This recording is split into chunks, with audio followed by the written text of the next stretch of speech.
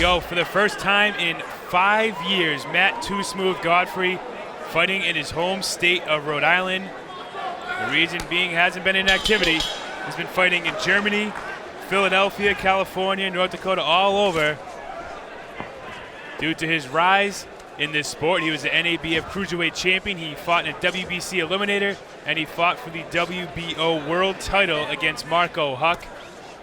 Too Smooth has been there, and he has been in big fights, and now he's back home here in Lincoln, Rhode Island. His opponent, Jesse Big Dog OLTMANNS from Bartonsville, Pennsylvania, 10-3 with 7 knockouts. He's 37 years old. He has lost his last 2 fights, although his last fight was against Deontay Wilder, former U.S. Olympian. Before that, he lost a split decision to Joseph Raybot, who we saw here 2 months ago at Twin River. OLTMANNS has not won a fight since 2004. His reason for not having a win has been inactivity. Too Smooth starting things off here and controlling the pace of this fight with obviously the hometown Providence fans behind him. Yeah, Matt Godfrey really building his way back up to the top of the ladder, Pat. And he's starting out at heavyweight for a few fights. It's tough to find opponents at cruiserweight, and he doesn't want to get in a situation where he's back overseas as an opponent. So he's taking some fights at heavyweight to try to feel things out before he gets back down to that more comfortable weight. Obviously, a few years back, he went out to Germany, fought for the WBO World Title against Marco Huck, and suffered a brutal knockout loss. And so it's kind of dropped him down a bit. And at one point, Matt Godfrey was one of the top 5 cruiserweights in the world, and right there on the brink of winning a title. So, but he still has time. He's only, I don't even think he's 30 years old at this point. I think he's just 29, just a shade under 30. So really, it's the early stages of his career. Godfrey weighed in at 220 pounds yesterday. That's the heaviest he's weighed since 2008. Usually fighting at the cruiserweight level, of course, Mike just mentioned. 31 years old, okay. Trying to find the right fights, and which is not old in the sport. Especially when you've got enough cachet and enough fights under your belt where you can get back up quickly. 2 or 3 fights can put Matt Godfrey right back in the top 10. Cruiserweight's a wide open division. Still has a shot to do it. But the key is getting the fight on your terms, and that's really what didn't happen the first time around. I think that's what he wants to try to avoid now. Jesse OLTMANNS started his career out 8-0. Since then, he's lost 3 of his last 5 fights. In 2011, he's weighed 217 pounds. He's weighed 239 pounds, and today, the lowest of his comeback here at 215 pounds for the big dog from Bartonsville, Pennsylvania. Godfrey feeling out the flow of this fight here. And you look at Godfrey's resume. He lost a title fight for the NABF and NABA title to Latif Coyote, who was 16-0 at the time out in California. Then he got knocked out by Marco Huck in the 5th round, who was 29-1. For the WBO World Title. So Godfrey, a guy who literally fights all over the world. Must be nice to be back here in Providence. And actually, last time he was here was on ESPN. So Godfrey, as Mike mentioned, had a pretty quick rise to fame. And that's the good thing about a cruiserweight, is you can get to top 10 in the world relatively easy compared to some of these other divisions like heavyweight and super middleweight. And Matt found success quickly as a cruiserweight, starting all here in Providence, and that's where he is again, looking to rejuvenate his career in Lincoln, Rhode Island at Twin River Casino, former NABF champion.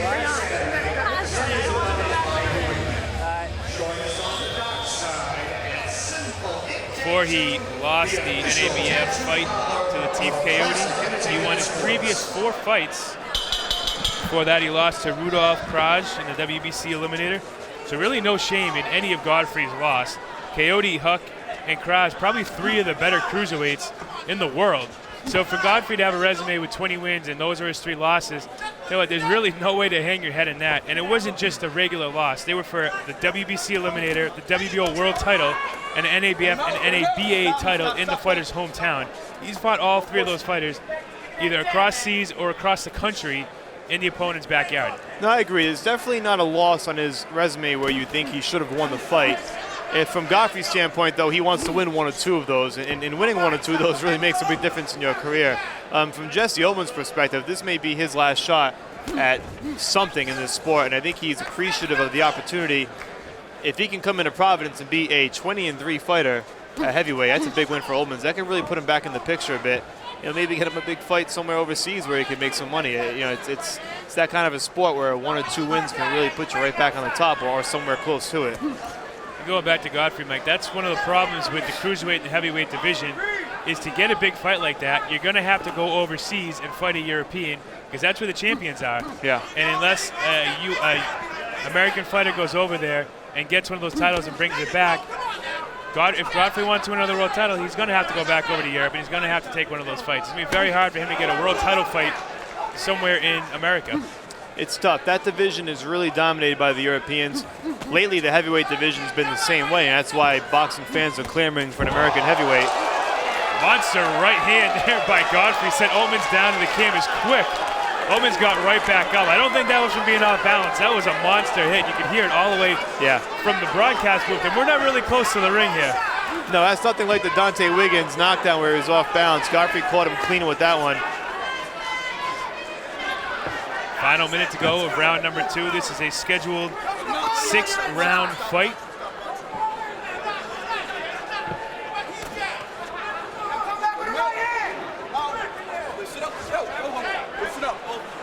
Danny Schiavone almost got caught in the line of fire right there by both fighters.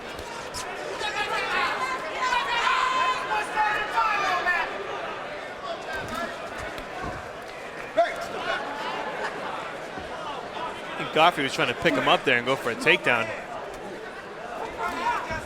Final 30 seconds. You see Altman's in the camouflage trunks, Godfrey in the white and black.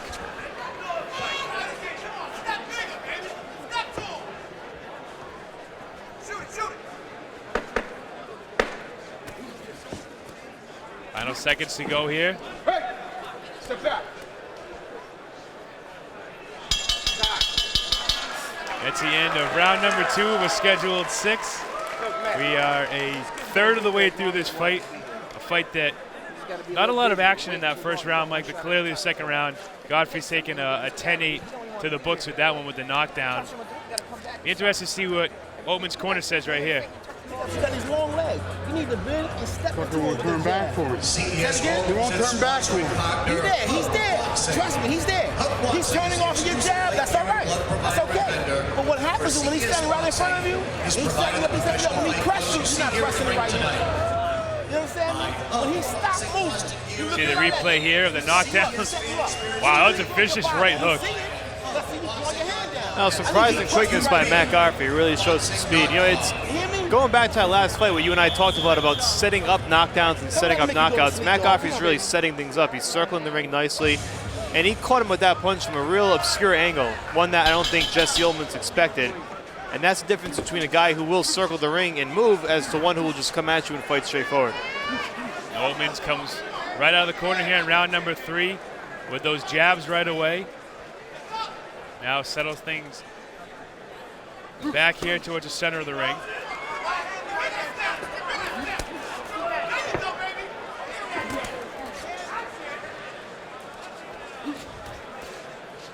Interesting, Mike. I'm not sure if you caught what Altman's corner was saying in between rounds, that he was frustrated that Godfrey kept turning his head every time he threw a punch. It's sort of the name of the game, to avoid contact, right? I'm not really quite sure what he was getting at with that. What Godfrey's doing is he's just moving. That's what he's doing, Pat. He's just not standing straight on. And I think sometimes when you fight guys who don't have that kind of a skill, that experience, they're used to guys who just stand in front of you and serve as a punching bag. And Matt Godfrey's not going to do that. He's going to move around the ring. He's comfortable fighting with his back against the ropes if he has to. It's really no problem for him. And the more he circles, the more frustrated Altman's is going to get. And that's how you can eventually catch him and set up those knockdowns like we saw in round 2. And he connects with 2 good punches right there. And Altman's didn't look fazed by either of them, though. So he's egging him on, right.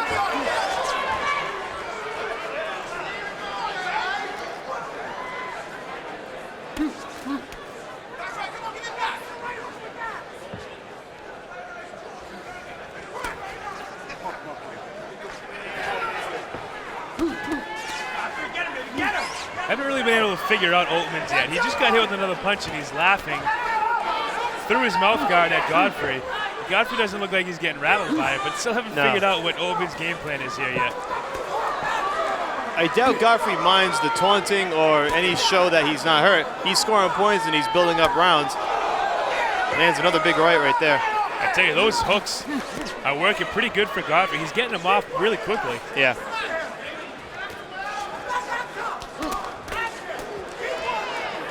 I mean, tonight he's got hands as fast as a lightweight. He's really moving quickly. He's moving well around the ring. He looks sharp. Certainly for a guy who stepped in the ring at 220 pounds. Right, it's not really used to his, his custom weight. And you wondered if it would make an impact if he's not used to fighting that heavy, but it really hasn't had any effect whatsoever on his game. What's interesting, Mike, when Oltmans sets up with that jab, Godfrey's almost catching it, and he's able to connect with that left hook almost every time. If you watch it, every time Oltmans throws that left jab, Godfrey's catching it and coming right back with that left hook, and Oltmans isn't defending it. Now, and he's not putting much on those jabs. That's the problem. Godfrey's just pushing him to the side. The jab is designed to keep your opponent at bay, and Godfrey's walking right through it and landing cleanly. Final seconds of the round, and Godfrey landed a stiff jab right there to Oltmans' cheek. Check out Godfrey's corner here now. Let's start backing him up now. Start asserting yourself more. You gotta just be first with your hands and just stop this fucking dude. Don't get crazy with the head hunting, man. Touch him with those shots, touch him to the fucking body, man. Beautiful round. Pick it up more and stop me. Show me the right shot. You pick it up and stop. Fucking hands together. Don't give up on the body. You look good. You hit him with 3 shots, the kid's fucking lost. Think something downstairs. Yeah, it's exactly. Were you straight as Or visit him online at DJPeterB.com.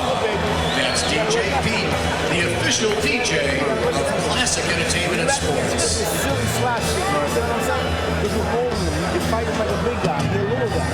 He ain't one of the big dudes you used to fight around in the gym. He's a big boy. You gotta be a little quicker. A little stronger with your steps. Step in that big. There you hear the corners. Difference of opinion. They're telling Godfrey that he's probably going to take him out this round. And you hear Oltmans' corner saying, step up to the big and keep going forward. Peter Manfredo and the rest of Matt Godfrey's corner tell him to just take him out in this round here. Oltmans' corner. They want him to come forward and they want him to keep throwing. And Godfrey lands a monster right hook right there. It comes back with a left one. And the spit is just flying out of Oltmans' mouth guard here. Godfrey's corner may be right, but I don't see any given in Oltmans' game here. He's been getting pounded by these hooks, and he's just been hanging in there taking them. Getting a little sloppy here by Oltman, and if he continues to throw weak jabs and not put any power or urgency behind him, that's when he could really get caught and get hurt.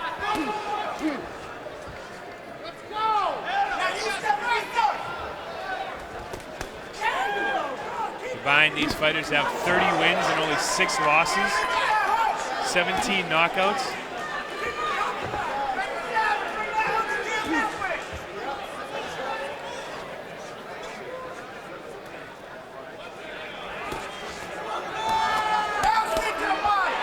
See Godfrey going to the body here. But Oltmans missed on an uppercut and a right hand. That was textbook right there. He went to the body, had Oltman hunched over, and then he connected with the uppercut. Jesse Holtman, big dog from Bartonsville, Pennsylvania. No give in his game. He's going to stay in there and he's going to keep taking these punches like he just did with that right hook. Big right there by Godfrey, another one. And the Bartonsville big dog is just hanging in there. Godfrey's hitting him with every hook and jab and straight that he has in his playbook. Final minute to go here in round number 4. Matt Godfrey, first fight in the state of Rhode Island in 5 years. Went on a little bit of a world tour, fighting for a world title and eliminator.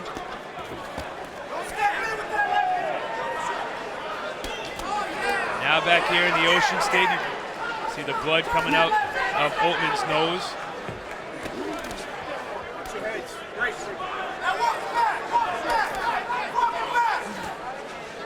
Final 30 seconds here. Oltman switching up his stance here, trying to get through, and Godfrey just too quick here.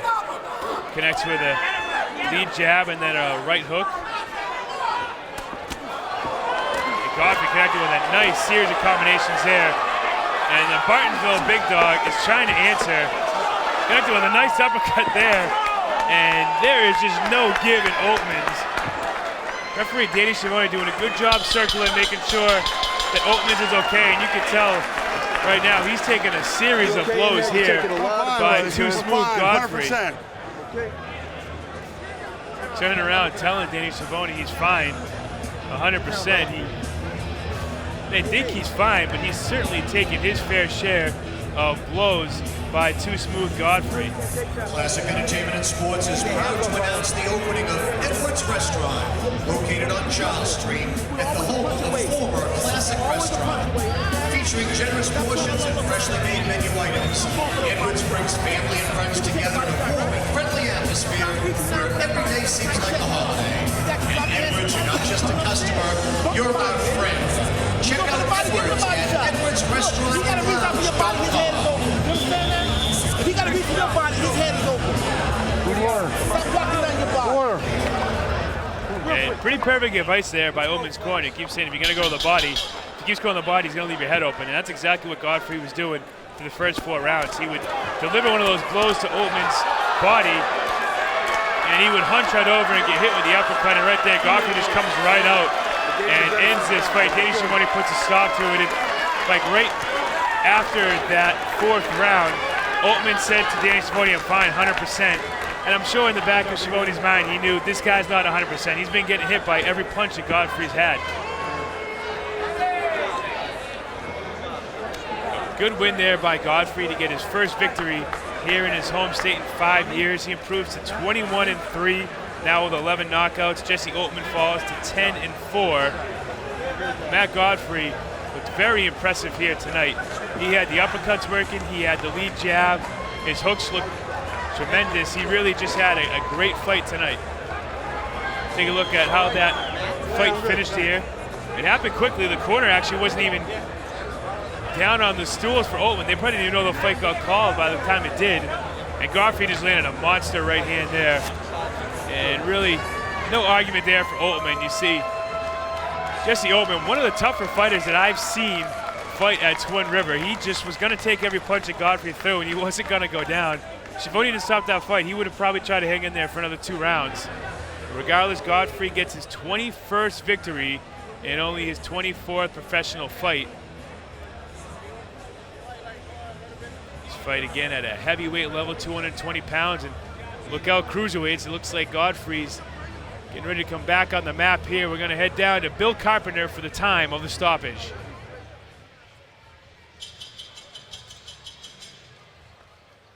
Ladies and gentlemen, your official time, 10 seconds of round number 5. Referee Danny Schiavone calls a halt to the bout. Your winner by TKO, Matt Too Smooth Godfrey.